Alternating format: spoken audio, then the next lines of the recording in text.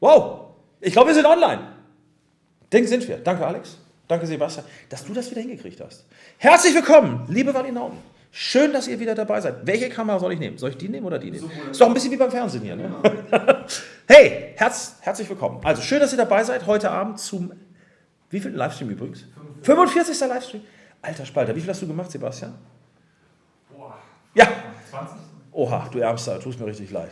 Sieht man aber auch ein bisschen, finde ich, schon langsam. Ja, also die Haare, die grauen Haare am Bart meine ich. So, schön, dass ihr dabei seid. Ich sehe schon, alle Freunde sind dabei, oder einige. Werder Matthias, wir grüßen Bremen, wir grüßen Katja und Matthias.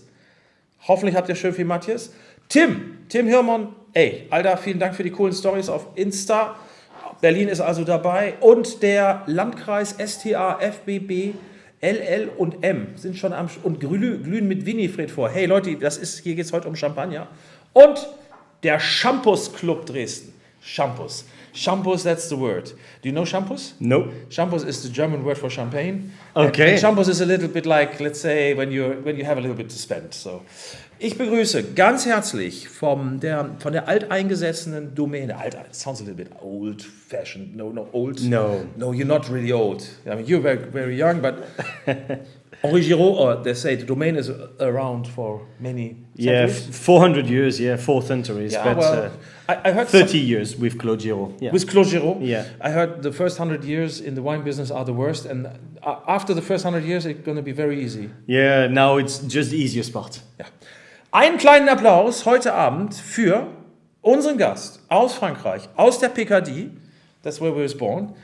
Das ist Gaultier Vecten und er kümmert sich um den Verkauf weltweit von Henri Giraud. Henri Giraud there is almost like one person said, I think it was Parker, he said, you're one of the best kept secrets in the world. Yep. In the wine world, in the champagne world. Yep. Is that correct? Indeed. Why is it? Well, first of all, an applause. thank you. Well, guten Abend. It's now we go. Here we go. You speak German. Ambition. Ich bin Gaultier, Export Director von Champagne Henri Giraud. It's a pleasure and an honor to be together with you, Hendrik, from Wein-am-Limit. It's great to be live in Germany. So yeah, Champagne Henri Giraud is a bit an hidden secret, a bit an hidden gem in Champagne. We don't claim to be better, we just claim to be way different. That's the whole idea, and the exact quote was and it was also from Jensen Robinson saying it's the best champagne virtually nobody has ever heard of. Why is it? Because we are family owned, as you've said. We are very boutiquey, less than 300,000 bottles, and some other players produce millions of bottles in champagne. So the distribution is much more classic and much more precise in everything we do, and very different as well. How many bottles do you produce? 280,000. So if you have a large party in the champagne? Well, the last party we did was over a weekend with 1,500. With 300 guests, and we drank 1,500 bottles of champagne, like 3 pallets. That must. Yes, that must be for Claude Giraud. He must be a very generous guy, I have to say. He's very generous. His hands are triple as mine, and he's a visionary. He says, "We're going there. You follow, you quit." But he's a visionary. He's a great character. Fantastic. So you've been on the German market, but went off, and now we're starting it, and it seems like we found each other. Yeah. It's a love story. It's a love affair, and My wife is over there. You have to be careful. Love you, Bianca, too. Sorry. Yeah, I was interrupting. No, this is a quick one here. You have to be careful with us. But we've been up, and we like to find partners, not like just a reseller, in order to get an introduction to the market properly. Yes, and to find the right people at the right place at the right time. That's the way we do it. Also, Leute, und genau darum geht es. Schön, dass ihr alle dabei seid. Ich wollte auch noch mal ganz kurz die Begrüßungsrunde machen, weil ich muss ganz ehrlich sagen, mir geht jedes Mal wirklich das Herz auf.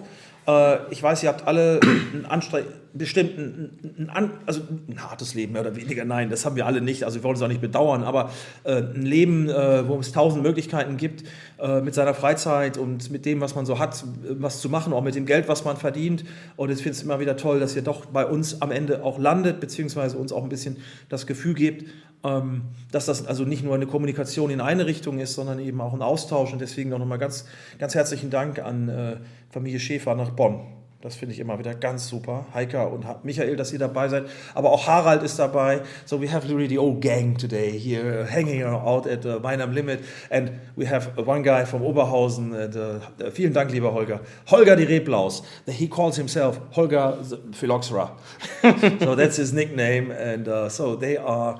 And also what is nice, that everybody who's attending this live stream, that they are gathering around the table, they invite some friends, because 3 bottles of champagne in the middle of the week, well, almost in the middle of the week. Yeah, almost is almost the end of the week, but yeah. It's quite a bit, and that you are taking this time. Yeah, Great. but you know, we have a simple philosophy. We say a good bottle is an empty bottle, so I'm sure a lot of guests will enjoy our art de vivre and the way we consume, celebrate and share champagne. So, I'm just saying hi to Rüdiger Brümmer.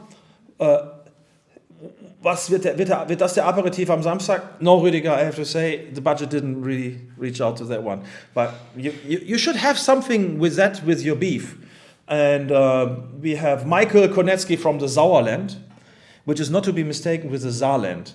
Have you heard about the Saarland? No. Saarland is the most French part of Germany, and I'm going to open a wine bar there Eins, in the next year. Maybe we can. Saarland is the most Frenchiest part, and it's quite. It's a little bit like Picardy.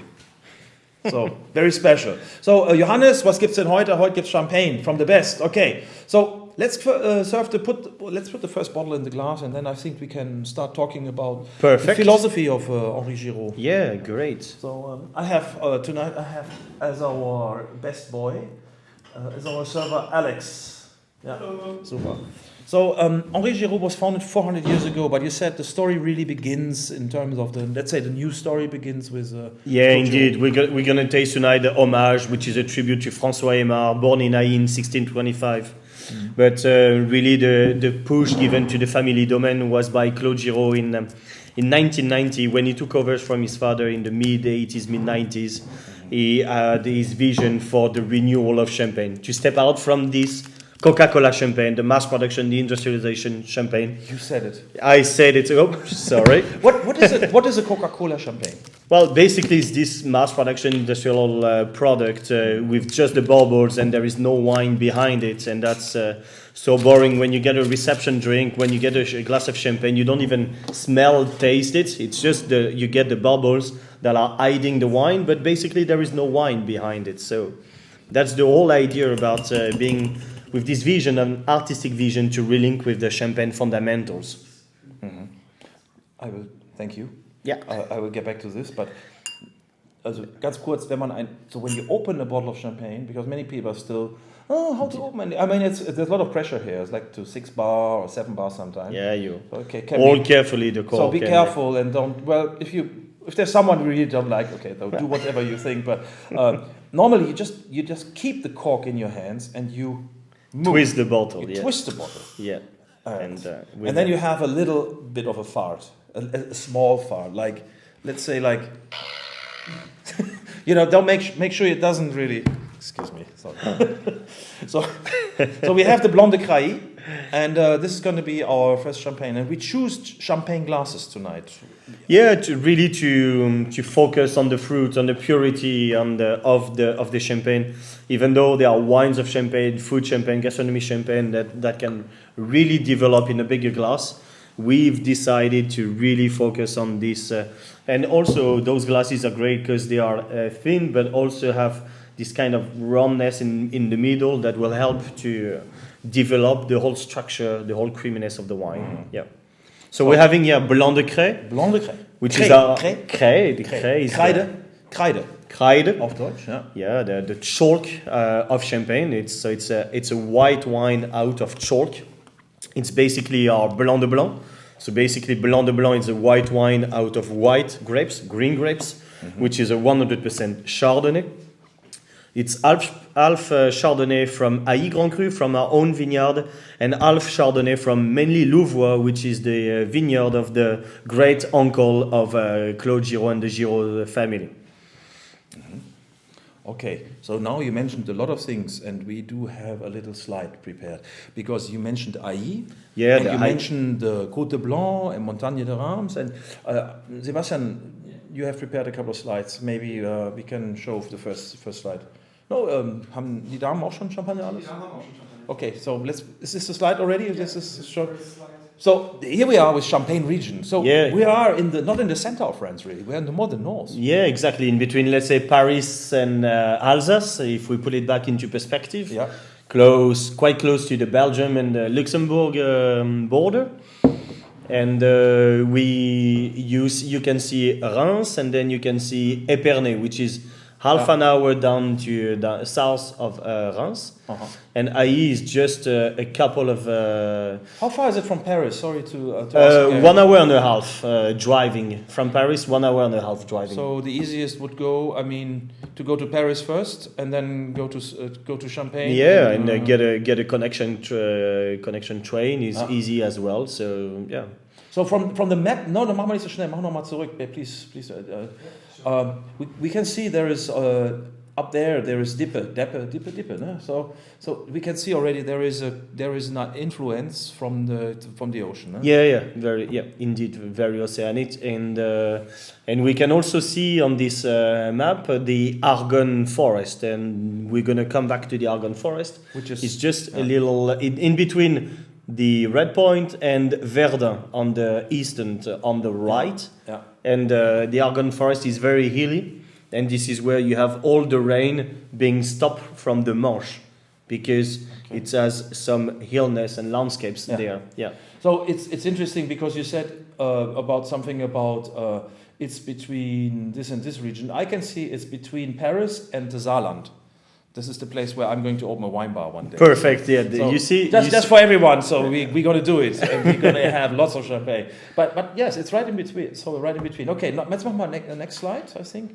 Yeah. I think it's okay. So here we are in Champagne. So here we don't see the regions really, but we can see Reims and Épernay. Épernay is really the heart. Reims, Épernay, and with Aïe, just 5 minutes driving distance from Épernay. Yeah, it's and Aïe being the historical heart and qualitative birthplace for Champagne. Yeah. I know every producer will tell you, my village, my terroir is the best, but Aïe, at least in the Champagne history, is the best. Maybe we could go on the map of the Champagne map. I mean, in terms of the appellation to see. Okay, so now we can see it's almost like a question mark, huh? Yeah, indeed. You've got the Montagne de Reims, then the Vallée de la Marne, and the Côte des Blancs. Of course, not to forget the Aube, close to Troyes in the south, a bit closer to Chablis. How far is Aube from? 1 hour driving. And so that's going to be like 100 kilometers? Or a little less maybe if you go like Vol d'Oiseau, the closest. But if you go on the roads, of course, yeah. The climate there is a little different. It's warmer, huh? It's a little more continental, I think, huh? Or is it the same? To be very honest, I don't know. Okay, which is cool. Okay, then we. But so you mentioned something about the Grand Cru and about Aïe. How many villages are with the status of Grand Cru? 17 in Champagne. How much of the surface of Champagne is that? Do you know, like how many hectares of? Because we know we have 33,000 hectares. 33,000, and Aïe is 350. So Aïe is just 1% of the total Champagne appellation. So now the Grand Cru villages are fairly small. I don't have the real percentage, but if you say, let's say 500 hectares times around 20 villages, it's a very, very tiny, very small percentage of Champagne. 320 villages in total, so only 17 Grand Cru, around 40 Premier Cru, and the rest is Village Champagne. Yeah. So guys, let's get into serious drinking now. Please go ahead already. Sorry for talking so much, but I think it's so important that we know what makes a difference. I mean, of course, the difference is always in the glass, but the context. The context is. And so the Shampoos Club Dresden says this is a good beginning with the Blanc de Crailly. And Thomas and Ina, they're saying, they're looking forward to a fantastic evening. And they are in the Oberpfalz, which is in Bavaria. And also we have the Ruhr Valley, Michael, Rosischka. Hello, you're very excited what's going to happen? We are also very excited. We are indeed, yeah. And Robert, hey, Robert, alter Walinaut. Erzgebirge ist auch wieder mit dabei. Glück auf und viele Grüße von Caro und Robert. So you see, it's welcome to the Riesling country, says Matthias. All right, so starting with the first wine, which is, I think you are in the place in the northern part of the Champagne region.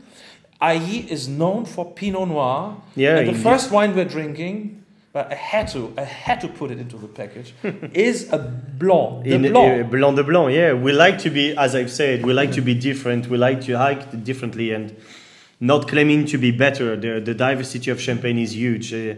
But we wanted a Blanc de Blanc with our style, with our philosophy. And that's why we said, okay, on a Pinot Noir, chalky soil, let's see how Chardonnay can perform. And Ailly has a specificity to be classified Grand Cru for Pinot Noir and Chardonnay. Mm-hmm. And so we came up with this idea of Blanc de Blanc, Blanc de Crais, and very different style again, because it's not Chardonnay from the Côte des Blancs, so it's less juicy, it's a bit softer, rounder, a bit more winey and peppery. So, yeah. Is that because of the soil? Because you have chalk all over the Champagne. Yeah, but Ailly being considered as the best terroir, as I've said, is also because the chalk is considered as the purest in Champagne. Ah, okay. On the Montagne de Reims, it's more sandy. On the Vallée de la Marne, it's more clay. And then in Ailly, you really get this pure chalk. 20 centimeters of ground, argile, very, very rich, and then 200 meters of pure chalk. So we came up with this idea of this Chardonnay, more like a... To me, this first impression is always, it is a Champagne. Yes, it's bubbly, it's sparkling, it's very lively. It has a fantastic, very fine... very fine, very delicate, Bulls, as you say. Yeah. And, but it has almost a character of a wine of Chablis or from Burgundy sometimes. Yeah. This minerality, this salinity. Exactly. Yeah, you can feel when you first put it in the mouth. You get and either on the nose, you get the softness, the licorice, a bit of fennel, a bit of mint. This is really the freshness of this Ailly Grand Cru terroir. And then in the mouth, you get, it's like a bit drying your teeth at the beginning when it enters the palate, and you get. On the aftertaste at the end with the acidity, the sapidità, the saltiness, the iodine, and it makes your mouth saliva. You want another sip, another glass, another bottle. And again, a good bottle is an empty bottle, and we produce wine to share it, to enjoy it, the simple pleasures of life.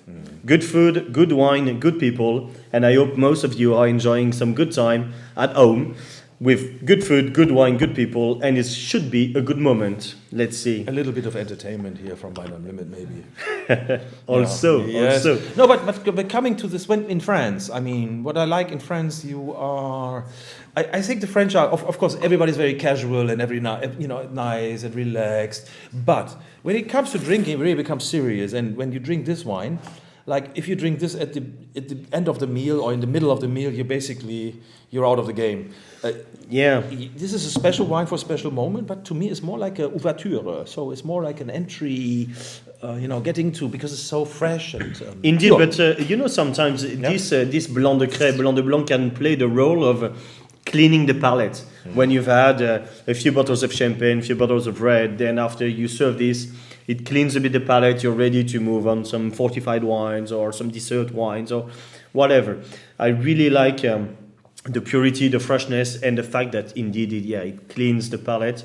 But it's a great beginning as well. It's a great beginning. So it's as an aperitif, it's a good start. Huh? As an aperitif, it's a good start. And at the winery as well, we serve it with some roasted fennel in star anise with a fresh oyster on top of it. So you get all of this oyster, saltiness, chalky, the minerality, the saltiness, the fennel, the licorice, and the star anise, and you got everything in the glass. And it's really to bring this fennel note. And usually, again, Blanc de Blanc are more like lemon zest, very much on lemon. Here it's more like fennel. It has the citrus notes, but much more again on more the licorice and the fennel. Yeah. So we have Ben the Tank. He says, "Thanks for the package. The Blanc is my geiler Scheiß." And I will translate this later to you, but it means like it's cool. Perfect. Then you reassure me. Thank you. And he already says thank you to the team of Henri Giraud. Coming back to your champagne and coming back to your let's say thesis of Coca-Cola champagne. Yeah. What is the difference at Henri Giraud? What is what? Let's say, are you more traditional? Are you avant-garde, or are you in between? Or? Yeah. Well, okay. So Claude Giraud took over his father, Henri Giraud. He was, and he really brought this new vision, and we keep the best of the tradition, plus the best of the modernity, the best of the innovation. And we are always a bit in between. Champagne Henri Giraud is a bit like quirky, very different. And we are a grower because we grow our own vineyard, and we also buy grapes. So we are also not a grower, neither a negociant or in between. We are always a bit in between, always, I would say, in our own universe somehow. What is the universe, if you would define it? If you'd say, like, okay, you have like a couple of things. If one goes to be family owned is definitely to me one of the best point, because you meet the owner every day. Mm. There is a vision, there is a tramline, and you know where you're going. We know where to go. We know what to do in order to achieve that. And I would say a quote that I love from the Giraud family is that we know where we are on the top 3 hierarchy of some boutique champagne houses, but we know where we come from. 25 years ago, 30 years ago, we were nobody. And it took us 30 years to achieve what we have achieved. But it would take us 3 months, 3 years to just decline if we say, okay, we are there, we are arriviste. We believe that we have achieved what we had to do. No, we are like a mountain climber. We always say, okay, how to break the codes, how to reach the height. And this is one of the best quotes from the family, from our domain. But so being family owned, boutique makes the difference, because you produce the way you want, without following any regulation, any law, any certification, any label. Just you produce great wines naturally, the way we want, the way we wish, without it's on the emphasis on not how to produce it. It's the emphasis on the results, what's inside the bottle. It has to be enjoyable for the customer. And yeah, with this vision, indeed, and we are just relinking with how champagne used to be, with the fundamentals. The tradition with a great terroir, Aïe Grand Cru, a great varietal Pinot Noir, and the fermentation in oak from the local forest of Argonne. And we're going to jump on that later. I think very. So you are basically far away from standards. You are individual. It's based upon the people behind it. Yeah, Giraud is a family. It's a network. Yeah, it's a small indeed family. Yeah. I think everybody can feel up to this point, and we have some comments on the salininess from Michael. And it's what we say in Germany, gefährlicher Trinkfluss. That means like that you want to have 2 or 3 glasses or 2 or 3 bottles. Exactly. 2 or 3 sips, 2 or 3 glasses, 2 or 3 bottles. And Harald says you are a fantastic guy, and you are rivaling me because you're also so energetic and so vital and so fresh. So this is a big applause for our guest, and I hope to find now the right... Thank you! Yes, that's a good start. That's very cool. Hey, the Europäische Union, Europe is not dead. France and Germany are ruling it today. We're doing it. No, but ich glaube, everybody can see that this is like different from what you might get. And I think, as you were saying, not better or worse or whatsoever. It's a style. Yeah. And you jump on that train, and then it takes you for a ride if you want. Exactly. And if I may, I would quote, in 1950, champagne was 40 million bottles. In 1970, 120 million. And after Second World War, people wanted to celebrate, to commemorate, to party. And champagne was the wine of that moment. And we believe champagne moved from a dessert consumption to appetizer, from Pinot Noir to Chardonnay, from fermentation in oak to enamel tanks, stainless steel tanks, and to what we believe a wine of champagne from that terroir to this more bubbly drink and this mass production. So let's put everything back into perspective. That was the course of history of champagne. Yeah. Wir haben ja noch hier ein paar Weinjünger. Wo ist denn Alex? Alex, wie geht's dir? Oder bist du gerade vielleicht... Nee, du bist hier, da ist er ja, hallo. Alex, und was sagst du, so als, als erstes Mal am Wein-am-Limit-Stream? Question, so what do you think about this? What I think about the prolonged time? Yes. I Come here. We don't want to see you, but we want to hear you. Ich weiß, das ist nicht nett, aber ey, come on. Das ist einfach gutes Betriebsklima bei Wein am Limit. Ja. Merkt jeder sofort. Hier ist es super. Also, ich mag den Champagner sehr. Ich finde, das ist wahnsinnig komplex. Eher im Einstiegsbereich finde ich das super toll, mineralisch. Du meinst Einstiegsbereich für den heutigen Abend hoffentlich, weil der ist ja genauso teuer wie die anderen. Ich spreche nur von den heutigen Abend. Ja. Also ich finde es toll und ich finde, jeder sollte das mal irgendwie probiert haben, weil das Champagner nochmal auf eine ganz andere Ebene. Also für mich ist Blanc de Blanc immer so ein, sorry for speaking in German, No, for our German client. Entschuldigung für mein Deutsch, it's my bad. I should have trained and more at school. We teach you later. We know some good places where you can learn German. Perfekt. Was sagen denn unsere Damen da? Bianca? Gläser sind alle. Ja, das ist natürlich schlechter Service. Das ist natürlich, bin ich wieder, ja? Ich kümmere mich drum. Alex, mach das bitte mal. Siehst du, dass du nicht durch die Kamera läufst? Das stimmt gar nicht. Alex ist ein super sympathischer Typ. Alle haben ihn gesehen auf dem Foto. Alle haben ihn gesehen auf dem Foto auf Instagram. Viele. Und auch ihre Sympathie bekundet. Nein, aber Bianca und Desiree, jetzt bin ich mal gespannt. Ladies? Ja, ich finde den super crisp. Crisp? Und ja. macht auf jeden Fall Lust auf mehr. Es ist ein Champagner, der einfach enorm Trinkfluss hat, wie der Michi ja auch schon sagte. Ja.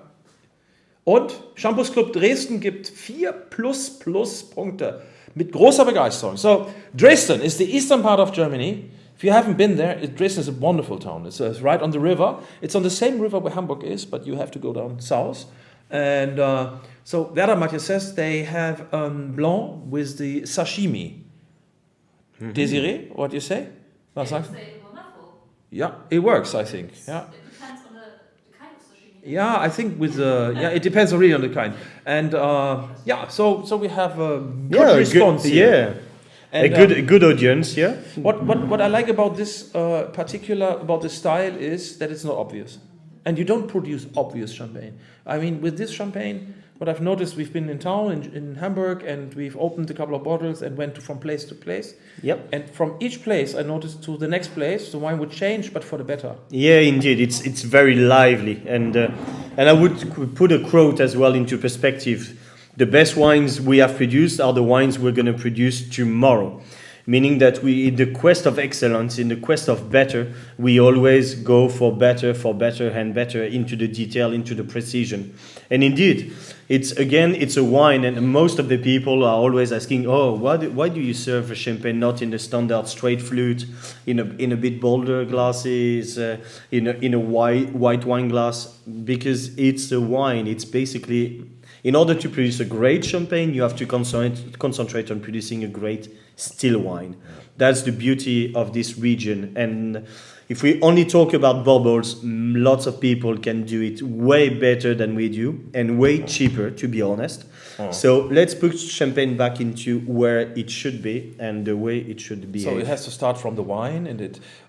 Interestingly, what you said about this fennel, I really get it, and this lemony. Yeah. So it's so ethereal almost. Yeah. So coming back to this wine, this is a wine, and then it's a champagne. Exactly, it's a wine of champagne, yeah, from Champagne Henri Giraud. It's super cool. So, ich weiß nicht, wie sieht's aus? Wir haben so 8:30. Ich glaube, einige sind durstig. Ja, wir können so ganz langsam mit dem nächsten, aber wir haben ja ein paar Slides noch und da kommen wir jetzt mal ein bisschen mehr. Ich möchte jetzt gerne mal ein bisschen mehr auf das Thema Henri Giraud und das, was dieses Haus so besonders macht. Ich muss sagen, Bianca und Gaultier und ich, wir haben uns erst vor einem halben Jahr getroffen. Aber ich kannte Henri Giraud schon vorher. Und es war hier auf einem Event. Und es gab niemanden in Deutschland, der das damals importiert hat oder zu dem Zeitpunkt. Sie hatten es immer mal wieder versucht. Und ich glaube eben, dass auch in Deutschland die Zeit reif ist für, sag ich mal, diese Growers Champagne, die also mit einem individuellen Hausstil und einer individuellen Familie und Geschichte verbunden sind. Und so kamen wir ins Geschäft. Und vor allen Dingen auch, weil was ich total interessant finde über Henri Giraud, man findet die Weine in Japan. Also in Frankreich haben sie den größten Markt, 40%. 20% exportieren sie nach Japan. Und wenn man in Japan in die besten Restaurants geht, kann es sein, dass einem Henri Giraud sogar glasweise begegnet, aber auch in England und auch in Skandinavien und. Und ich finde, auch in Deutschland ist die Zeit reif, dass wir mal umdenken beim Champagner, dass wir nur über Marke gehen und über, sag ich mal, was wir kennen, sondern dass wir mal ein bisschen mehr Vertrauen haben in das, was die Leute, die wirklich Ambition und Passion haben. Und so kamen wir haben ja schon unsere ersten Erfahrungen gemacht mit Gatinois, mit Mignon, aber mit Henri Giraud, muss ich sagen, haben wir einen Stil bekommen, der ein bisschen zurückgeht in der Zeit, diese traditionelle, und gleichzeitig auch ein bisschen schon guckt, was die Zukunft eben bietet. Und so kommen wir eben zu diesem Produkt. Und es ist sehr pur, es ist sehr klar. Did you understand everything I was saying? Ja, ein bisschen. Ein bisschen, more or less. aber das ist eben, this is what I think is so nice, and you've really fit into the family of Wein-am-Limit. Yeah, in the portfolio. It is a limit. You're pushing the envelope. You're pushing the envelope for yourself. It's about passion. In the end, it's not about, again, being better or being different. It's about being a great asset to the life you have and to what you have. Still, we're in the pleasure business. Yeah, exactly. Yeah. So there is no right or wrong, and I think we all should be a little bit more open-minded when it comes to these new growers champagne. And I'm speaking for, let's say, 10% felt in my sense. Felt 10% of the surface of Champagne, where you have really passionate people. And 20 years ago, or 30 years ago, nobody was interested. Yeah. And now, all of a sudden, most of the older generation, sorry to interrupt, were mostly selling their grapes as well to some of the bigger operators. Yeah. And then the younger generations, when they took over, they said, "Hey, we should go our own way, our own style, and Champagne is into trouble. So let's shake the tree. Let's make it happen. Let's make it back on the front of the scene." And as I've said earlier as well, in 1990, Champagne was 90% of the sales of sparkling wines, and today Champagne is less than 10% of the sales of sparkling wines. Not only because Champagne have dropped down in volume a little bit, more because that all the méthode traditionnelle, all of the sparkling wines have completely exploded. Mm-hmm. The tendency for rosé wines and sparkling wines has exploded. So Champagne has been a bit like flowed and more like balanced rather than being the top leader. Ja, das war okay. Also I try to also in German. Ich glaube, was er gesagt hat, das fand ich auch sehr interessant heute, dass der Markt für Schaumweine explodiert ist weltweit. Und während früher Champagner noch eine dominierende Macht hatte, auch in ihrer Art, gibt es heute unglaublich viele andere Möglichkeiten, eventuell ein Cremant, ein Franciacorta, ein Cape Classique oder sonst was zu besorgen. Und da wird es natürlich auch am Ende dann wieder gefährlich, dass der Champagner sein Gesicht nicht verliert, und deswegen glaube ich, ist es wichtig, dass man eben auch diese Individualität eben hochhält und dann diese Speciality, weil der Champagner hat ja schon, oder die Region Champagne hat ja schon eine besondere Magie. And as we're talking about the region of Champagne, yes? Axel fragt gerade, das ist der Norm-Berntage Champagner, yes. Und ob man die jung trinken sollte oder ob man lieber warten sollte. Okay, there's one question from Axel, and he was asking to drink it young or matured, and this is a non-vintage. Normally, non-vintage champagnes should be consumed. Many non-vintage champagnes should be consumed. Indeed, yeah. When we launch a bottle of champagne, it has to be ready to drink. That's the opposite to the wine world, when we say, okay, we're launching it, keep it for 5 years, keep it for 10 years. Mm-hmm. Now, when we launch a bottle of champagne, it has to be ready to be drunk. On this Blanc de Crais, I forgot to mention, but it has 80% of reserve wines. That's how you can really come up with a very bright liveliness and very bright accessibility to drink it now. Of course, it can be kept, but I would say for another 3-5 years. I won't really risk to go further. And also, I don't really. We launched the Blanc de Crais 3 years ago, so it's still quite recent.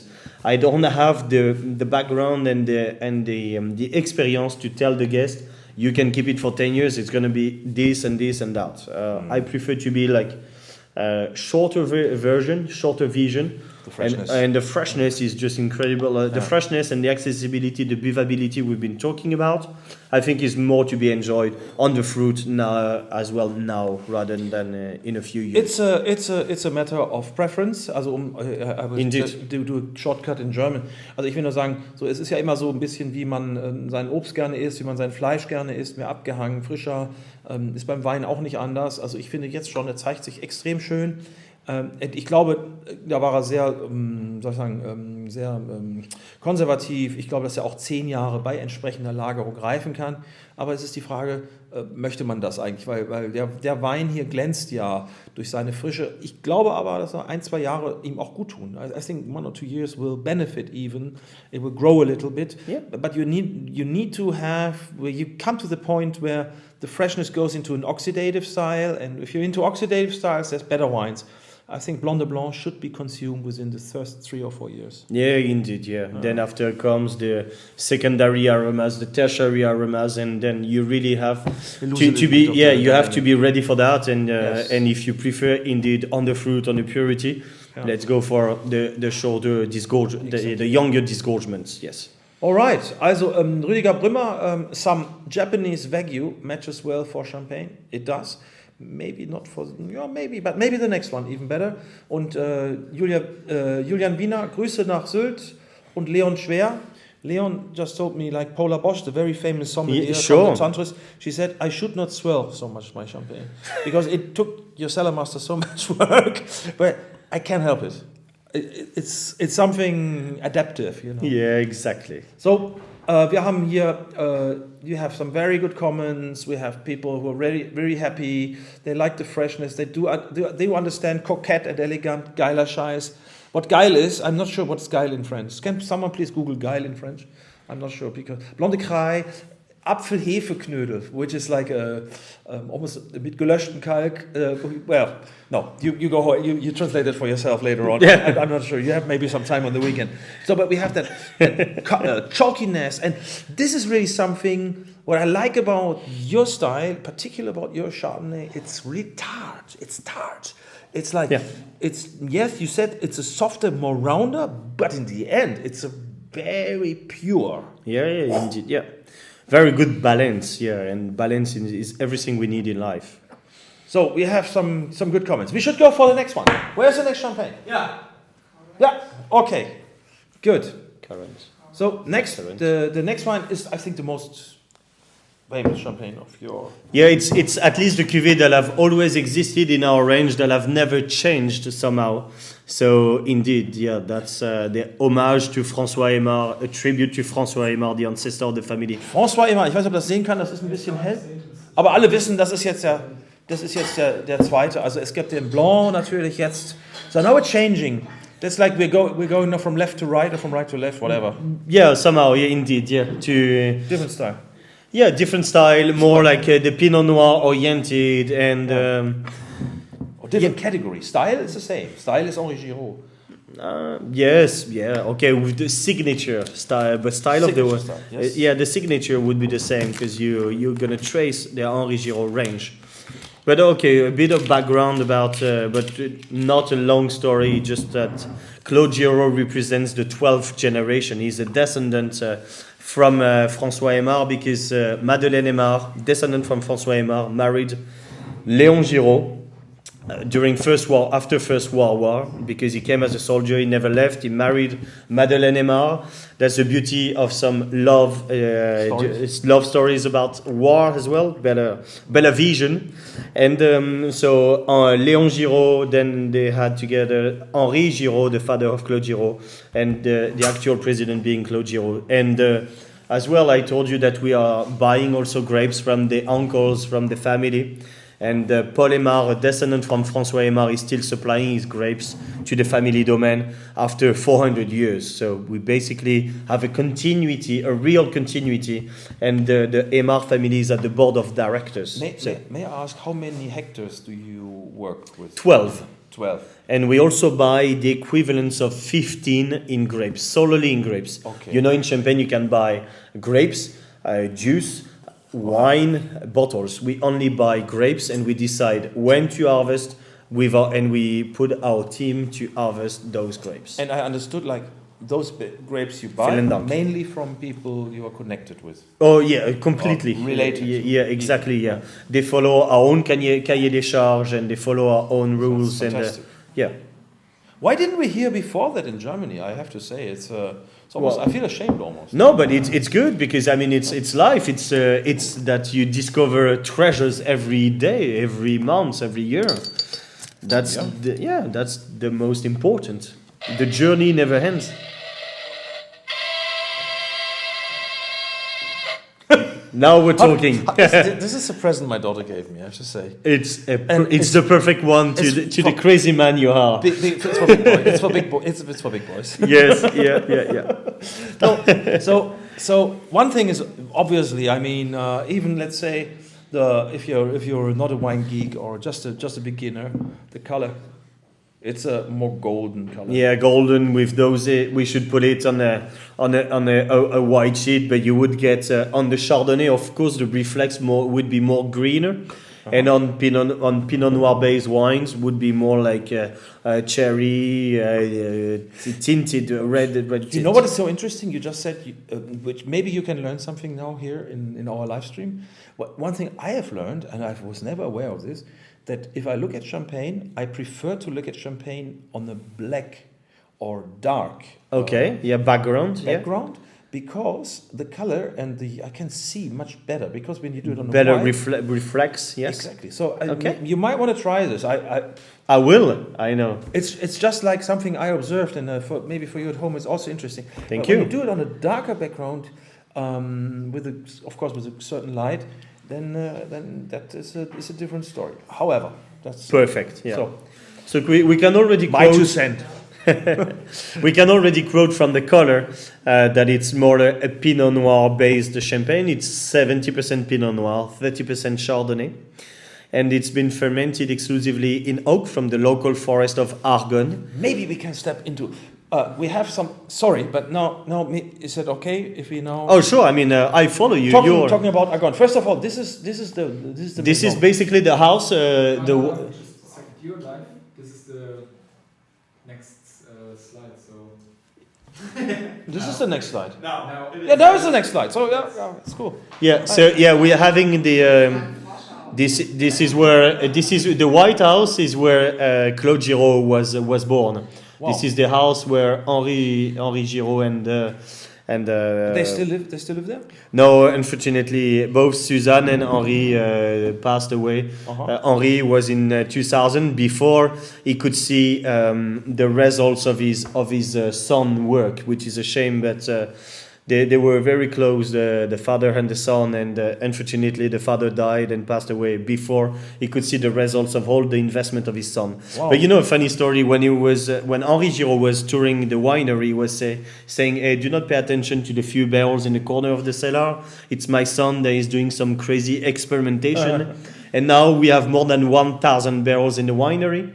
The first one is Bollinger with 5,000 barrels. Kannst du mal einmal weitermachen? So here we are. Yeah, now we have the barrels, and I was saying, just to give you an idea, Bollinger has 5,000 barrels in the cellar, yes. Krug 3,000, and Henri Giraud is 1,000. We are the third largest champagne house with a much smaller scale to use the barrels, the oak barrels. It looks really neat. You must have a cellar master who's a really penable guy, a very precise.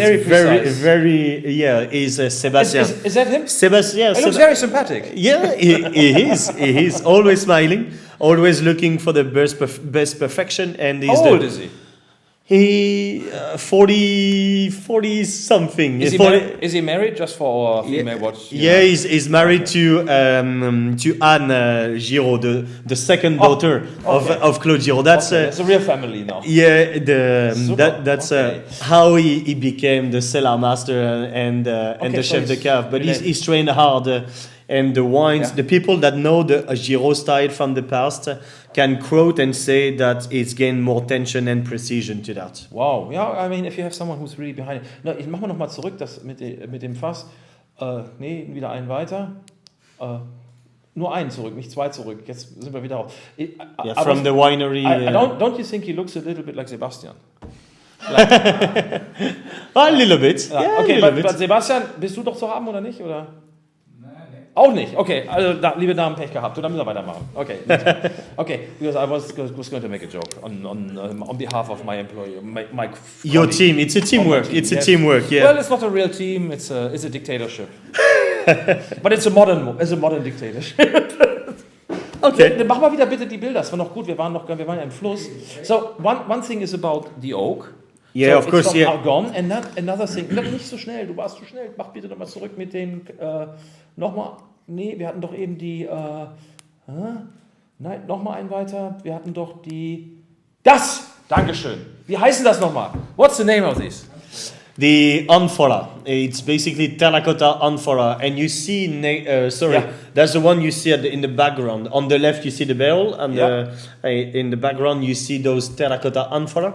And on the right, you can, with a little bit of imagination, you can see the Nomblo concrete eggs. Yeah. Yes, because we were in 1990 at the top of the modernity with a thermoregulated stainless steel winery, and Claude Giraud was very proud about his big investment that he recently did. And then he said, hey, after a few months, after a few vinifications, he realized that the wines that he fermented in the family barrels were always better, showing that the ones he was doing and fermenting in those stainless steel tanks. And so since 1990, when we took some stainless steel tanks in the winery, we said, no, we are looking for an alternative. Okay. It has taken us 25 years to achieve that alternative, going from the concrete eggs to the terracotta-amphora, to the terracotta eggs, and now to the sandstone eggs. So we have basically, this is the full story in terms of on this picture you basically have all of the raw material we've used or we are using. Yes, indeed. Okay, now we're going to the forest of Argonne, and in between I'm just going to answer a couple of questions here. Perfect. Hommage für den Preis, volle Punktzahl, sage ich auch, das ist zurzeit richtig geil. It delivers, der liefert ab, und zwar sowas von, ganz krass. Matthias, intensiv, nach frischem Brot, super begeistert. Ich sag doch was, alles klar. Und ja, natürlich hat er Energie, so richtig so, ist gut so. Ich habe gerne Leute neben mir, die eine Geschichte erzählen. Und Harald sagt ganz anders als der Blanc, genau, das muss es ja auch sein. Also muss ja einfach mal komplett in die andere Richtung gehen. Und jetzt gehen wir mal, und das ist wirklich was ganz, ganz Spannendes, das habe ich heute auch erst gelernt durch Gaultier, dass dieser Wald von Argonne, der zwischen sozusagen der Champagne und dem Elsass, also Verdun, wo ich sag mal Franzosen und Deutsche sich im Ersten Weltkrieg sehr stark bekriegt haben und auch ausgeblutet haben, aber da gibt es eben diesen Wald mit diesem sehr alten Eichen. So now we are entering a speciality in terms of maybe our real uniqueness, because everything we've been talking about is indeed different. But this is absolutely unique. And you've been talking about First World War, and basically at the feet of this tree, this is where we drink champagne with all of our guests, international guests, to say, okay, rather than fighting against each other in this specific region, because you can still see the trenches of First World War, rather than fighting against each other, we are drinking champagne and celebrating. And we always drink over there the Fût de Chêne multi-vintage, which is made out of barrels of trees that are more than 200 years old that have seen the worst horrors of life. So basically here is the Chêne Giraud. It's spelled A-U-T. So it's just a clin d'œil, a coincidence to what Champagne Henri Giraud has been doing over the course of history. And again, Claude Giraud being so passionate, so curious. When Claude Giraud was saying a few friends, hey, I'm looking after the Argonne oak, the Argonne Forest, he said, one of his friends said, I know why, and Claude was like, why? And he said, well, there is a Giraud tree in the middle of the forest. And it took him a few years, 2 years to find it, because now there are signs to see the direction of where it's located. And as we can see on the picture from this tree, from the forest, you can see that it has a row of pine trees, and the Chêne Giraud was at the end of that. Yes.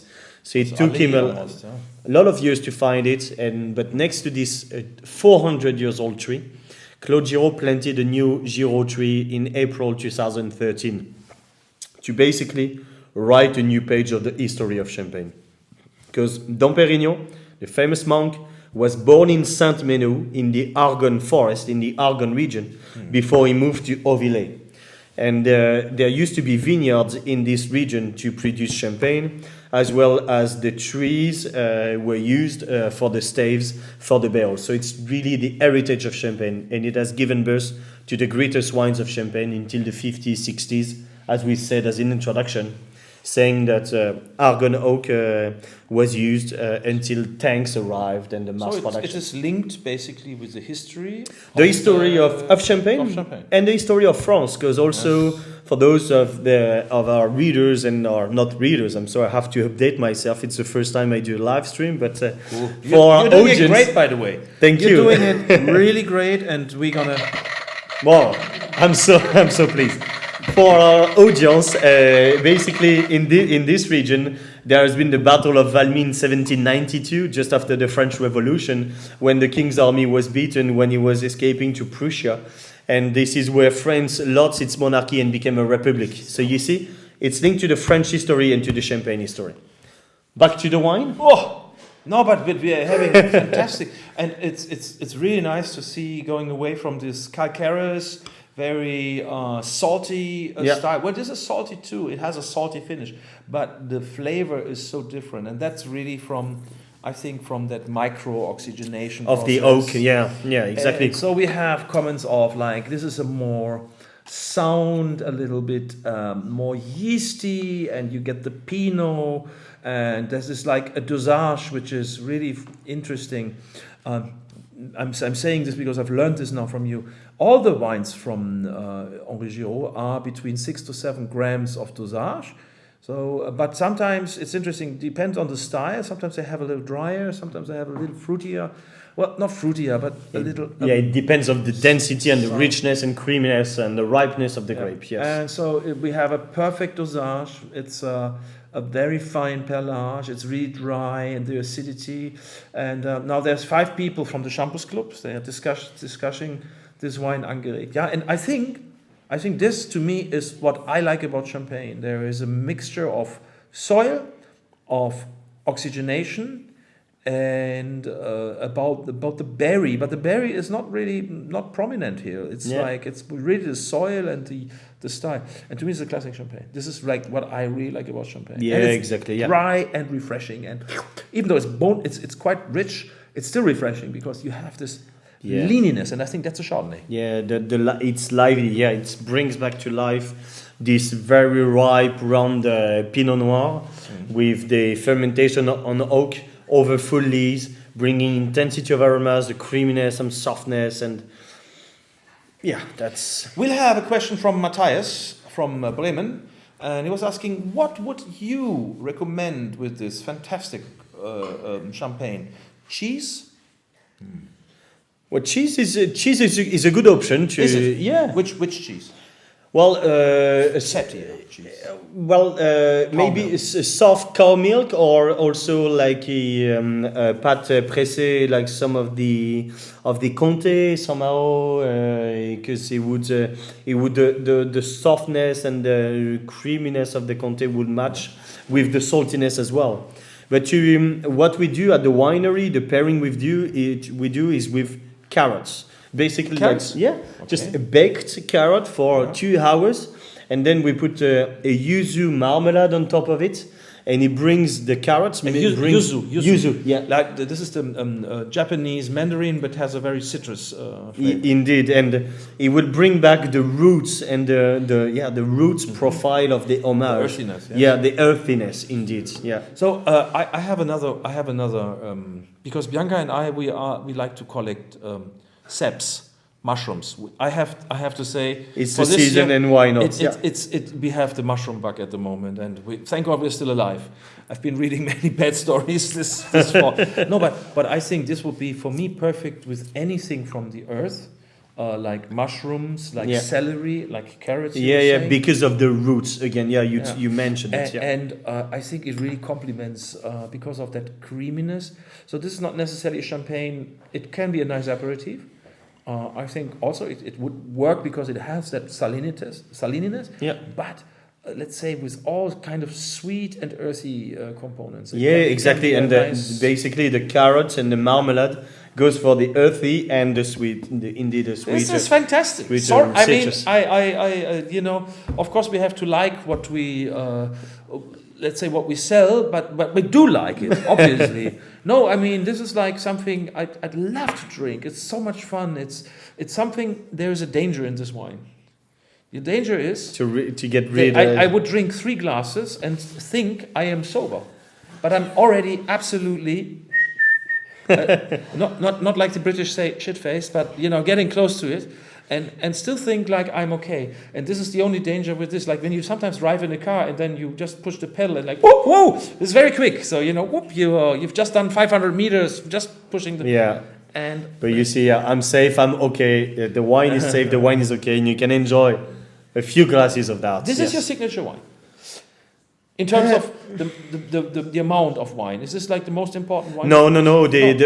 It's the Esprit Nature, which is basically the entry-level door to the Henri Giraud experience. And this is really the one which is a tribute to the roots of the family and to the roots of the terroir.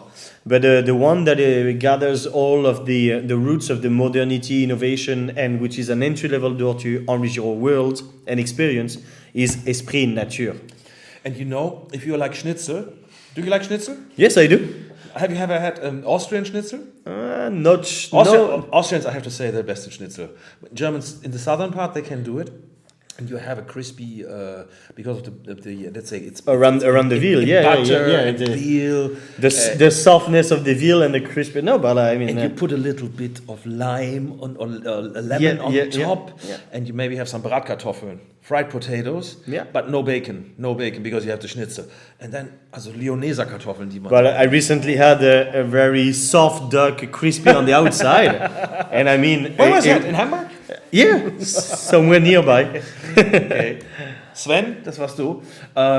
No, but I think this can go also with fried chicken. Sounds a little bit crazy. Like I was at a party not too long ago in Kudogau in Austria. Yeah. And there was a guy from Australia, and he made like southern states chicken, which you fry and with spicy sauces. And this is also nice. Because you have the softness of the meat and the crispiness, and it's all about the texture. And those wines of Champagne have texture. And the best gastronomy I've had is because of texture. When everything is soft, it's easy going. Then with texture, it's always better. Michael has a very interesting point. And I think this is a good wine, good cheese with this, especially with this style. It's they have a Parmigiano, because he was asking me what shall I cook tonight. Yep. And I said, well, do some caviar and do some, no, it's just kidding, like, that's too simple, and do some cooked lobster. It all works. But they have a Parmigiano, a cheese, which is nice with this, I think. Yeah, because again of this saltiness and on the aftertaste, and here the acidity and the saltiness, because it's rounder, works and cleans the palate, and you're ready to have another sip and another bite. And that's the way you build the evening. Was sagt denn eigentlich hier mein Co-Sommelier am Set, der Alex, zu dem Wein? What are you can speak in German? I can speak in German. If you want. He will understand you, which is funny. But you speak German, you speak English, you speak other languages? No, I mean... But you do understand a little German, I do understand a bit of German, I do understand a bit of Spanish and Italian, but Yeah, now it's your turn. Ich finde das nochmal eine Schippe drauf auf den Blanc de Craie. Warum? Weil ich es mehr fokussierter finde, die Säure ist besser rausgearbeitet, es ist mehr straight geradeaus. Athletisch. Und sehr, also ich finde es nochmal eine Spur. Ich finde, es ist ein bisschen erinnert. Besser, ist anders halt, aber ich finde es halt. Liegt ja mehr. Ja. Ich meine, die Blanc de Blancs sind ja häufig Sachen, die man so, ich sag mal, ein bisschen so, wenn man die Frische und die Leichtigkeit mag, dann ist der Blanc de Craie sicher schön. Der hat ja schon eine gewisse Komplexität hier. Auch dieses etwas gebackene Apfel und sowas, ne? Dieses etwas karamellisierte und so. Etwas Brioche, finde ich. So absolut. So Toasty. Toastiness, ja. Also Wahnsinn. Super. Du bist jetzt noch neu bei Wein-am-Limit bei uns und wir werden dich schon alt hier kriegen. Nein, aber du hast ja schon eine ganze Menge Wein probiert vorher und so. Ich hatte so ein bisschen den Eindruck, so kanntest du das auch noch nicht, ne? Also Henri Giraud kann ich noch nicht, das war ja Henri Giraud wahrscheinlich auch noch nicht, also ist noch nicht so viel in Deutschland vertreten, deswegen machen wir das jetzt auch. Aber ich finde das toll und ich finde in dem Segment, also ich finde das wirklich Benchmark. Was Champagner betrifft und ich habe sowas, also gerade was Hommage betrifft, was den MV betrifft. Den kommen wir ja gleich zu. Der Tim hat auch schon geschrieben aus Berlin. Wahnsinnig toll, finde ich. Yeah, it's a good mixture of you're anticipating creaminess, but I think has been really nicely done is the Chardonnay gives a leaniness. When you taste this wine, it comes like to me like this, like a little bit like your amphores. It's round, and then in the end, it's a indeed. All of the roundness, ripeness of Pinot Noir, and then to make it lively, to have the structure, to enhance it towards the end of the palate. Yes. Ich habe noch gar nicht gespuckt heute. I didn't spit tonight. So. Me neither. Why don't we just, Okay, spuckfreie Zone. I think, well, I put it, I wasn't sure how much you can drink, but you seem to be like, okay, I mean, you can I'm French. Drink. You're French. Ja, Leute, ich glaube, damit zeigt man schon so ein bisschen, this is the true face in some way of what I've now experienced with Henri Giraud in terms of this kind of complexity, freshness, still freshness, complexity and freshness. This let's say two things. Yeah, indeed, and the style in the past for some of the audience, that some of the people that were used to the past style, you have to be very careful when you use oak, not to have an oak juice and to find the best harmony and the best match. And somehow, once Sébastien Le Golvet, our chef de cave, joined in 2000, his first vintage was 2004, which is also the same year his first son was born. And so he really brought a new vision as well on the tension, precision, crispiness, to have a better oak traceability, to have a better match between the oak and the wine. And in the past, the wines were much bolder, richer, a bit more sunny, creamy, rich. Same as Claude Giraud, he's very big character, very generous in everything he does. And Sebastian brought this vision of this crispiness and very focused, very balanced. So, coming back to the oak, I think it's still very important because you were referring to tradition, you were referring to Champagne. The Champagne forest is the Argonne Forest. Now here we see some of the barrels in a, let's say, very young stage. Yeah, at a very young stage. Exactly, yeah. And so what's so special about this oak? Well, why do you make such, I mean, you could say like, well, it's just a marketing gimmick, very simple. I could. I'm not going to do that. I'm going to tell you the whole story. Okay, now, also jetzt aufgepasst, but this is very interesting. I've learned something this afternoon, which is, thank you for this. Well, it's my pleasure, it's our pleasure to share our vision. And so basically, we go in the middle of the Argonne Forest. Again, we've mentioned it. And we select the trees while they are still on. And we have a partnership with the ONF, National Forestry Office. And with this partnership, we have a first choice on the trees to be cutted. So our chef de cave, our winemaker, goes in the middle of the forest to basically say, okay, we're going to cut that one, that one, that one. Mm-hmm. Looking at the terroir, looking if it's on the plateau, on the slopes. Why do you say terroir for oak? Because normally I know it for wine, Yeah, exactly, but the same as, let's put it back into perspective, let's put it back to Burgundy with Romanée-Conti. You have Romanée-Conti and Latache, or Latache, Romanée-Conti, next to each other, two different wines, and it's exactly the same for trees. Depending on the soil the trees have been growing, they will have a different signature. That's why we walk in different terroirs to handpick the trees, to look at the shape, look at the size. And then we're going to have a geolocalization on the tree to be cutted.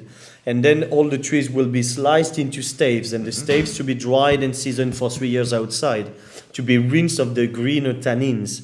And then after, with the cooper, Chassin plus Tonnellerie de Champagne in the north of Reims, as well as Tonnellerie de Mercure. Oh. We are working with 3-4 different coopers. Mm-hmm. And the coopers, of course, will toast and bend the barrel. But the most important is to be able to cook the tannins, to be able to match with the profile of your harvest. Because this is how we order the barrels. We do analysis of the grapes to be cutted in the vineyards. And a week before the harvest, when we have a better understanding of what's going to be the profile of the harvest, we go there, we go in the middle of the of this selection, and we are able to say, okay, because 2018 was so ripe and rich, we said, okay, let's work with Argonne Chatrice that brings some angle, some pencil sharp, and some punch on the juice. That's how we do this oak traceability and this oak selection and the barrels that you have seen. And our chef de cave pilot the toasting of the barrel to cook the tannins with all of the senses. Wem das zu technisch war, aber vielleicht eine Sache, das vielleicht auch auf Deutsch, um das mal so ein bisschen zusammenfassen, zumindest was ich verstanden habe und wie ich das, oder für mich verstanden habe ich alles, aber um das zu interpretieren, ist, dass man bei Henri Giraud eben diesen Argonnenwald mit ganz bestimmten Bäumen eben, die man aussucht, und Bäume haben auch ein Terroir. Das ist, lustigerweise kennen wir das von einigen anderen Winzern, zum Beispiel auch von La Palma, von Victoria, mit ganz bestimmten Pinienbäumen an einer ganz bestimmten Stelle gewachsen müssen sein, um eben daraus ganz bestimmte Sachen zu bauen. Das ist ja ein bisschen in der Technisierungswelle beim Wein vielleicht verloren gegangen.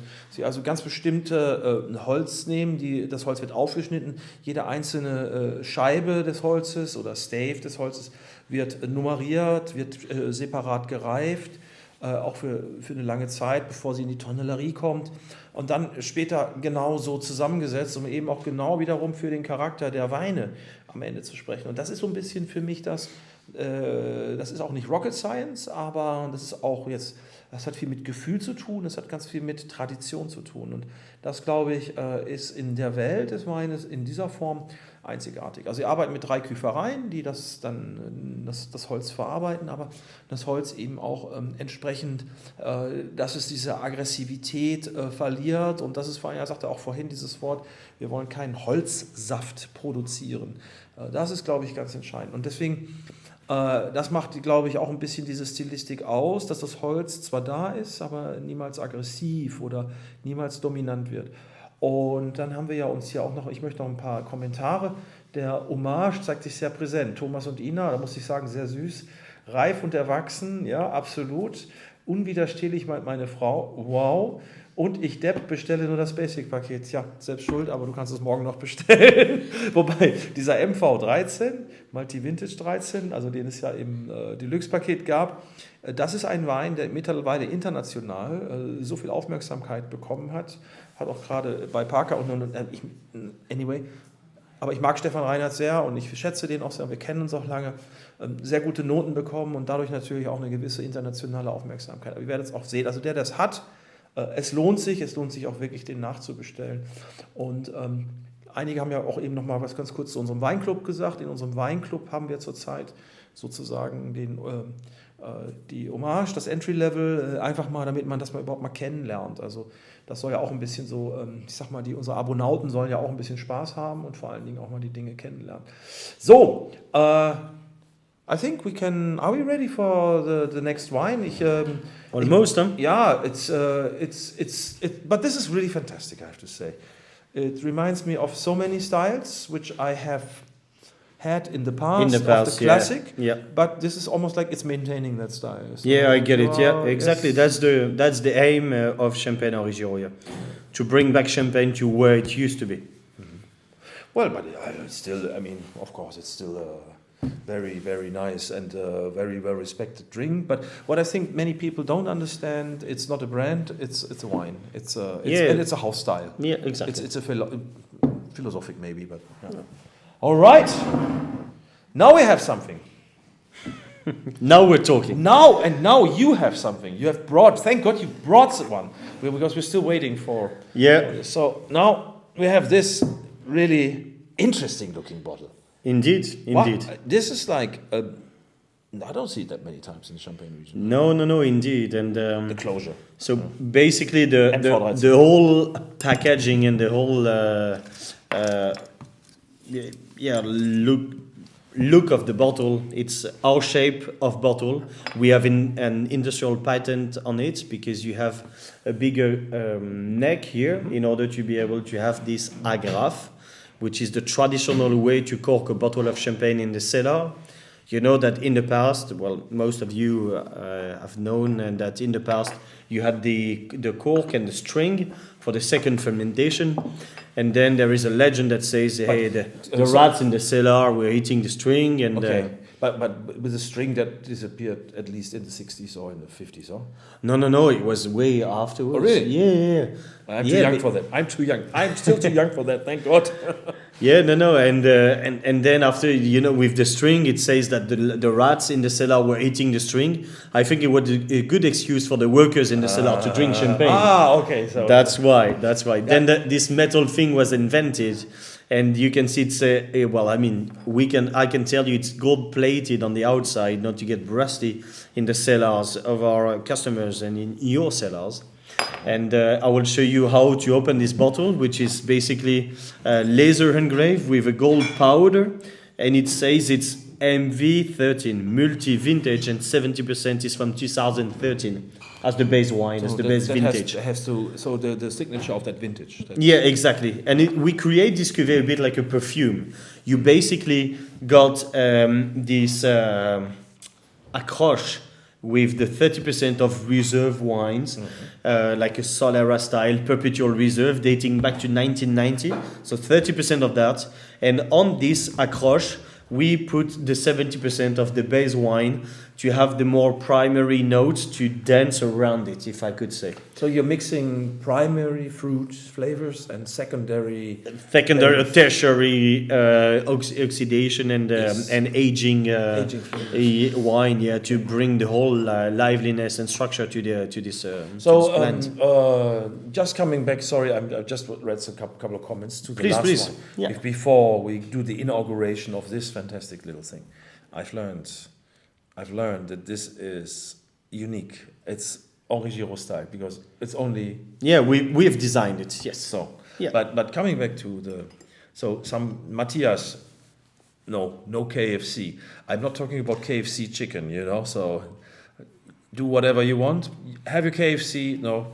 I want chicken which have been fed nicely and a little bit human. And Thomas and Inga. Free range chicken, yes. Well, it's nice when you go to America, everything is free range there. I wonder, wow, they have a lot of space. It's a big country. Yeah, it's a big country, yes. Everything is free range. Yeah. And free range chicken, and and you look at it and you think, okay, maybe I'm in the wrong restaurant. Der Hommage zeigt sich sehr präsent, reif und erwachsen. Yes, it's really to the point, it's ripe, it's mature, it's adultive. We had that before. And so we have 4 soul points. We have the soul points. Well, 4 soul points, Shampoos Club Dresden, that's not enough. To be honest, 4 soul points is a very good wine. Well, do whatever you want. Well, of course, you're 5 people, so maybe this is normally what happens with democracy. You don't go for the top. Everybody thinks like, okay, that's cool. So, no, but this is 5 soul points. This is very good. This is outstanding, I think. Oder, Bianca? Finde ich auch, aber jeder hat ja seine eigene Meinung. They can have, yes, that even the Shampoos Club. But I know it's 5 guys, and there are 5 guys. Of those 5 guys, maybe 3 were 5 points and 2 were 4. However, we love you guys. And wie bekommt man? Well, that's another thing. We can talk about this later. Holger's asking because of the perlage, because it's so fine. Okay. And ici, so anonymous, hommage, komplexere Frucht, very complex, more power, more intensity. That's probably the word, power, intensity, and acidity is not as bright and crunchy. It's a little more juicy and stony, maybe. Yeah. And very, very strong mineralic. That's a good comment. It's in the first in der Runde, so there are quite a few people. Zum ersten Shampoo eher als der Jungs-Champagner. This is maybe more like a boys' champagne. So they give 5 soul points. But with boys and girls champagne, I am never honestly very sure because all ladies like to drink champagne. Yeah. My observation. Yeah, exactly. It's when you do a wine tasting and say, hey, now we have a champagne evening. Like you have 80% ladies and 20% men. And then you say, hey, let's do a Burgundy tasting. 80% men, 20% ladies. So Harald says super fine wine. I think I think the Giraud family, if they ever read this, they're going to be happy. They're going to be very happy, very proud we have about the job that has been achieved. I think it's so important when you're a producer that you get an honest feedback. And sometimes if you're doing wine tastings, you're obviously traveling the world. Yeah. And then sometimes you wonder, do people like it or not? Exactly. You ask them, everybody's shy and nobody says anything. And here we get... So here it's interesting. In Bremen, Katja prefers the Blanc. And the Werder Matthias, he likes Harald, he likes the... he says it seems like that the perlage is diminishing a little quicker on the homage, which is not negative, but because it has a lot of structure. Yeah, it's a bit older. So we can come back to perlage now if we... Let's do it! So we'll come back later after I open the bottle. So what is this called? Can I take it off again? Yes. It's called dégraffeur. Dégraffeur. In order to remove the agrafe, to dégraffer. To dégraffer. So dégraffeur. I think the French are really nice. When it comes to things like this, you have so beautiful words. Dégraffeur. It sounds like like something like wow, like going to the moon or something. And that's and it's so stylish. I have to say, it's It's not the moon. It's heaven, at least. Okay. What is inside? Yeah. Okay. Let's crack heaven. Exactly. So the idea is to basically go in between the neck of the bottle and the agrafe, and the idea is to go up, down, front. Okay. Well, that's easy. That's very easy. But you can do it with a Schraubenzieher, with a screwdriver. Yeah, of course. Yeah, but you can always open a bottle of champagne when you are thirsty, no matter the way you do it. It seems like everybody is, you're having fun here. Huh? No more champagne for you here. This is still work. This is work time. Oh, what? No, was it work time? No. Nee, das ist ja... it is work. Sehr gut. Gleitzeit. I'm paid for that. Good, okay. Don't mention it. Super cool. So, aber um es nochmal richtig zu verstehen hier und auch nochmal ein paar Fragen. So, jetzt haben wir den sozusagen, I think this is the most provocative wine you produce at the moment. Yeah, provocative is a good term. Yeah, it's quite, we are far away from what a bubbly wine. Yeah. And Sorry for my expression, but for a bubbly can be. This is like serious. This is super serious. And provocative was exactly how Claude Giraud behaved when he launched the cuvée Feu de Chêne with the vintage 1990. He launched it in 1998, 1999. And he was basically saying, some of the bigger names that I'm not going to quote tonight that were on the very high end of the champagne market were talking about oak. Nobody was using them anymore. So he said, hey, I'm going to name my wine Feu de Chêne. Feu means the barrel, and Chêne means oak. So it's basically the oak barrel cuvée. And he decided to be as provocative, as arrogant, as punchy to the people to say, hey, I'm going to name my wine Feu de Chêne and work with these Feu de Chêne barrels from the local forest of Argonne. And that's how everything started. So if we come back to, the name Feu de Chêne, as I've said, was a vintage from 1990 to 2000. And then we came up with this idea to divide the range in two and to have a multi-vintage version. And on the very top range, our diamond cuvée, it's called Argonne, with the current vintage being Argonne 2011. So here it says MV13, so multi-vintage, 70% from 2013 and 30% reserve wines. Fireworks. This is it.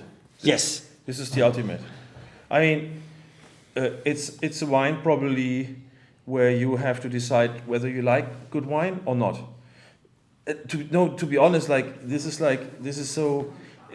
like the wine itself is such a statement that you have to say, I do like wine. It's not like that the wine will like you. You have to like this or not, but because it's almost like a personality you speak to. Sometimes at the beginning it will not be like the most friendliest approach. Sometimes a little bit like, severe. Yep. And then you find out later, wow, that was really interesting. I would like to talk more and I'd like to find out a little bit. So it's a little And I open another bottle. Well, or let's have another discussion. Yes. Yeah, another discussion, another sip. Yeah, indeed. It's so lively again. Yeah, back to the liveliness, the wines of Champagne. Yeah. So it's basically full of fruit from Ailly Grand Cru, both Pinot Noir and Chardonnay. 80% Pinot Noir, 20% Chardonnay, from our own vineyard, from some of our old vines that are 50, 60, 70 years old. And here the fermentation exclusively happen in oak from the local forest of Argonne with the traceability that we have mentioned, and with 70 to 80% of new oak. We have well, Matthias, habt ihr eine Zange parat für den Korken? Sorry, Matthias, you don't have a dégraffeur yet, but we send you one. But just remind me. You should have a dégraffeur. Well, if you order a bottle, you get a dégraffeur, but normally, well, we do get them soon. But you can also do it with the knife. Yes, but we are now with the French people, and the French people are a little bit more elegant than the German, I have to say. So, but they do like the elegant things, you know. So no, we have elegant people in this country too. So let's say let's say political correct. But this is like how the French people open it. If you're German, take the screwdriver, but wait until tomorrow or for the next bottle, and we supply you with a dégraffeur. Because you're dégraffaging your wine, so it's very special. So, Matthias, and it's a little, he says, it's a little bit more restrained and a little not so obvious, a little bit more shy in the. It's a little bit shyer, yes. Yeah, indeed. But it's much stronger in the palate. Yes. Okay. Yeah, you get the very ripeness, softness of the South Vineyard of Ailly Grand Cru, where all the grapes get roasted and toasted by the sun during the day. And this vineyard is 20 centimeters of ground, 200 meters of pure chalk. Yeah. And so the vines can go deep to get all the nutriments they need. They really suffer. And we say genius born into suffer. And here in Ailly Grand Cru, on the southeast vineyard, only the Pinot Noir can be really at this stage, at this level, because it really suffers. And you also have the Marne River going like a snake at the bottom of the village of Ailly, always bringing a fresh and humid air, which is helping to climate and to balance the vineyard. Ripeness, softness, chalkiness, minerality, and this freshness and a good balance from the Marne River. So this is like where you say terroir is really at the finest. Yes, exactly. That's the finest expression and of Ailly Grand Cru terroir. Holger is flipping out.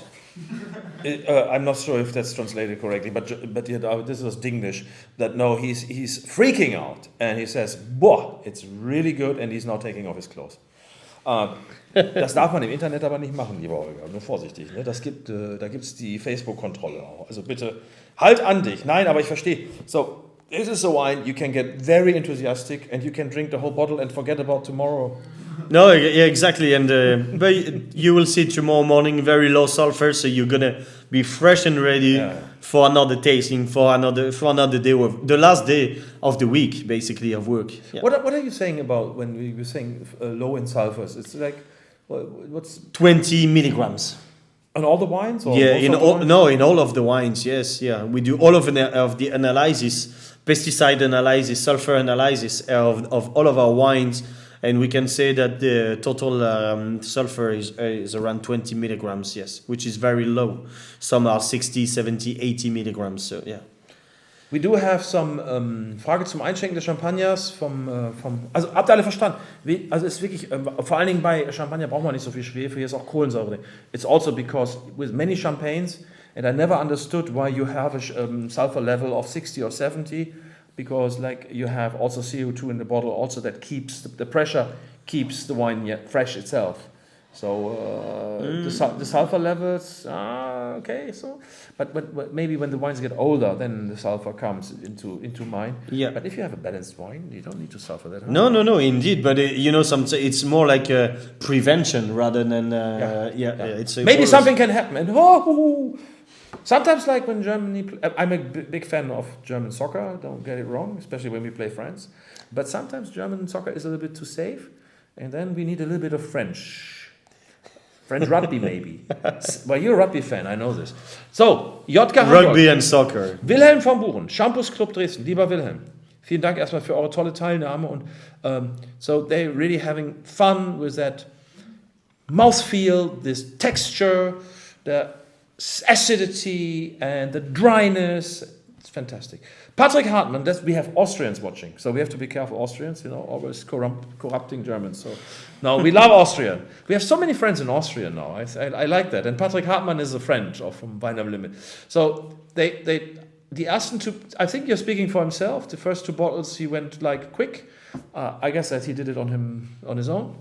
I hope not. No, but I know. I saw the picture. I saw total elegant, very fresh, very complex, wonderful aromas, and also for people who drink not champagne, they are infested with the virus.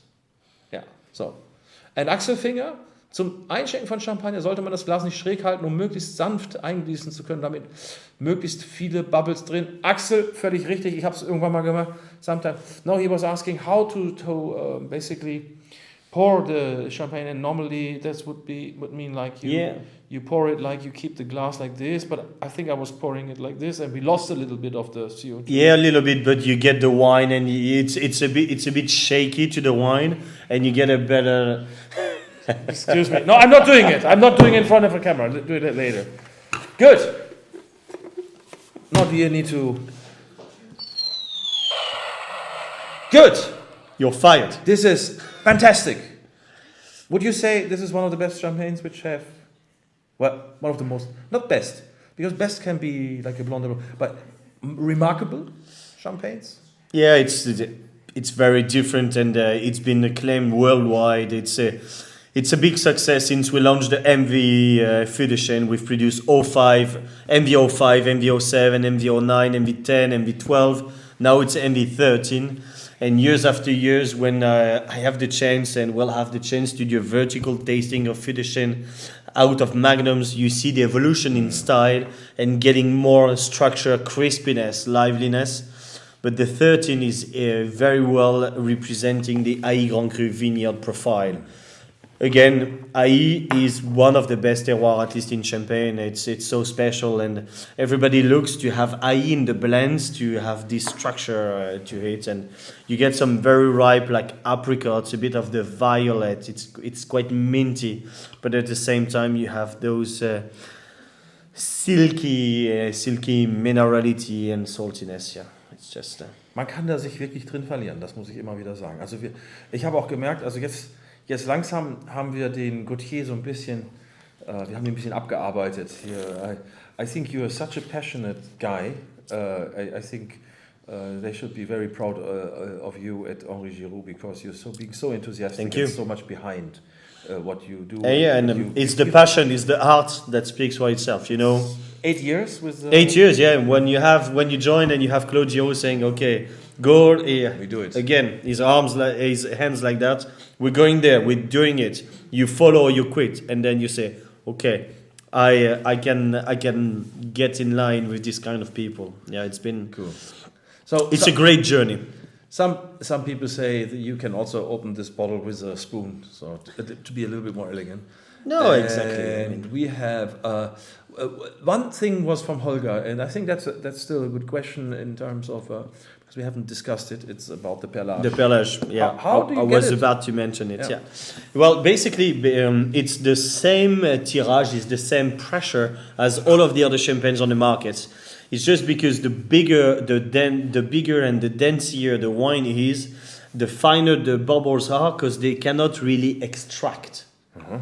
That's so when you have a light champagne, you have bigger bubbles. When you have a dense, rich, creamy champagne with a very nice texture, the bubbles are always lighter, finer, and thinner. I thought it had to do with the time on the No, not only. It's about the glycerol contained in the champagne. That's why material, richness, creaminess. You see the drops on the glass, and yeah. So there is a higher density, and that means the higher density produces finer perlage. Yeah, because it's the same bar and the same pressure, but the bubbles cannot develop extract. Yeah. Also je wässriger am Ende, deswegen sind die beim Prosecco so groß. Sorry, I'm just being very ignorant now. No, but now okay. So Okay, damit gehe ich heute, damit muss ich erstmal eine Nacht noch über. I will sleep, I will dream of this. Ich erkläre es dir nachher. Ich hab's verstanden. Machst du das, Bianca? Hast du es verstanden? Nein, ich habe verstanden, je wässriger das Produkt, umso größer die Perlen. So ist es. Ja, also je döver das Gespräch, umso größer die Blase. Super! Also ich rede jetzt nicht von der Blase, ich rede jetzt von den Blasen, ja? Ja. Können wir jetzt mal bitte nicht von Blasen reden, können wir jetzt mal bitte wieder weitermachen hier? Das ist ja wirklich, also es geht ja hier in eine völlig andere Richtung. We've not mentioned it yet, but maybe we can also say that we have all of the disgorgement date lasered on the bottle. And for example, that one, I need the lights or... Ja, so, also das ist auch nochmal wichtig, vielleicht, auch wenn man, da muss man echt gute Brille haben, die haben hier irgendwo, auf jeder Flasche steht das Degorgierdatum, das heißt also der Tag, an dem das sozusagen von der Hefe genommen wurde und der Prozess der Autolyse, wie man es auch nennt, also dem Reifen auf der Hefe unterbrochen wurde. Es ist auch der Tag, an dem viele sagen, der Champagner eigentlich so, wie er ist, zur Welt kommt. Siehst du, man muss nur... Disgorged the 19th of March 19. Also, das ist sozusagen im März gewesen. 6 months ago. Yeah. Halbes Jahr, also da ist es. Cool. Wahnsinn. Leute, den trinken wir noch aus. Also hier bleibt nichts. Wobei, wer jetzt nicht unbedingt, some people will not drink the whole thing. You should, but this you could have tomorrow. Yeah, with sure. Good closure. Yeah, and a bottle of champagne can really last for 2-3 days. At least 3 days is long. Yeah. Well, usually a bottle of champagne lasts for 15 minutes if it's a good bottle of champagne. If the level of the bottle is down to this level, it's gonna there will be much more oxygen in the bottle, and it's way more difficult to keep it. But at least it's at least up to half of the bottle you can keep it. Yeah. Cool. Also wenn ihr noch viel drin habt, hält es länger. Wenn ihr wenig drin habt, austrinken. Do you know the legend in champagne or the quote? A magnum bottle is good for 2 if the second is not drinking. Yeah, that's so. I heard I heard another story from Bordeaux. Is a magnum bottle is the right format when it's lunchtime and you're alone at home. And you had a glass of champagne before, and later on you have a glass of Sauternes. I think that was Anthony Barton from Liebe Walinauten. Okay, yeah, so that's a good quote. Also ich meine, das ist sowieso, this is the half bottle of champagne anyway. I mean, people who produce still very half bottles, the Piccolo, okay, well, have fun. Ich würde gerne noch 2-3 Bilder nochmal zeigen, und zwar die letzten 2 mit den wunderbaren Weingärten, und damit würde ich auch den heutigen Abend ein bisschen beschließen. This is basically the Eine Grand Cru vineyards with the comb, you know, the different waves that the terroir is creating. Yeah.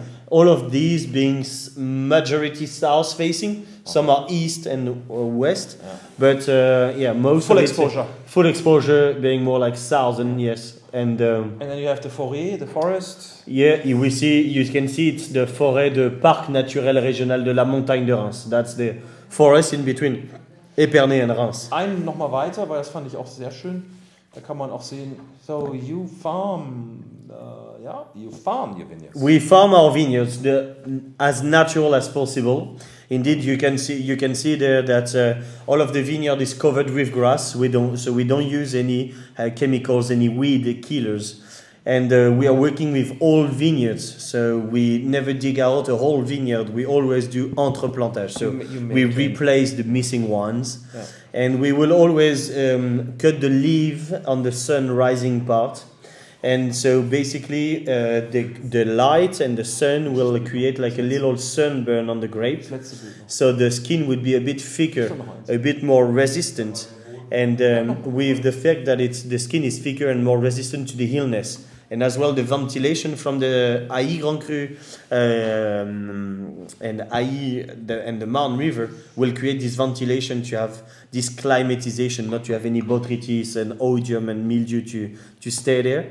And we use also what is called the confusion sexuelle, the sexual confusion with the rack of pheromones to disturb the reproduction of the non-desirable flies for the grapes and the roots of vines. Okay, sexual confusion. Okay, but we're not going to close with sexual confusion. No. And then again, the soil. This is the soil of the Gaize and the G-A-I-Z-E. It's a soil of the Argonne on which the trees grow very slowly. That's why they are so dense.